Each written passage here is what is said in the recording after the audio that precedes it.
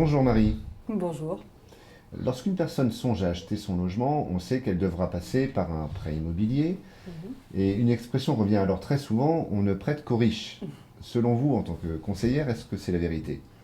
Voilà une belle idée reçue. Mais ce n'est pas la réalité. Il s'agit surtout de regarder 3 points importants lorsqu'on fait une demande de prêt immobilier. Premièrement, votre emploi et votre stabilité.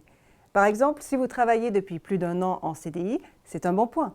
Les banques apprécient les situations et les revenus stables. C'est le signe de votre capacité à rembourser régulièrement votre prêt qui compte. Les fonctionnaires ont donc un vrai avantage vis-à-vis des banques. Ils ont un emploi et donc des revenus stables. Bon, d'accord, un salaire et des revenus stables, c'est positif. Mais apparemment, cela ne suffit pas. Quels sont ces deux autres points à prendre en compte? Vous avez un salaire, c'est bien et même indispensable. Il faut ensuite regarder combien vous gagnez, mais surtout ce que vous devez déjà. Si vous gagnez bien votre vie, ça paraît positif devant une banque. Mais si vous avez accumulé plusieurs dettes non remboursées, cela entrera en ligne de compte. C'est ce qu'on appelle le taux d'endettement. Une personne avec un salaire modeste croit souvent ne pas pouvoir emprunter, mais c'est faux. Si vous n'avez aucun prêt en cours, aucune dette à rembourser, votre dossier est souvent beaucoup plus facile à défendre auprès des banques. Bon, mais comment cela se fait-il?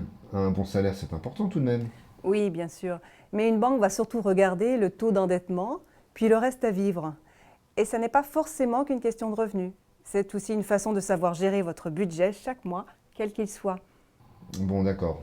Et le troisième point, vous allez me dire qu'il va falloir avoir un ami banquier, c'est ça? On pourrait presque dire ça.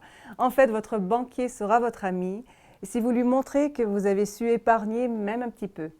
Savoir mettre un peu d'argent de côté chaque mois, c'est la cerise sur le gâteau. Vous démontrez votre capacité à savoir vous autofinancer pour lancer votre projet IMO. C'est très positif face aux banques. Même s'il existe des solutions dites sans apport, il est préférable d'avoir prévu le minimum, ne serait-ce que pour financer les frais de notaire et frais d'agence par exemple. Merci Marie. Merci.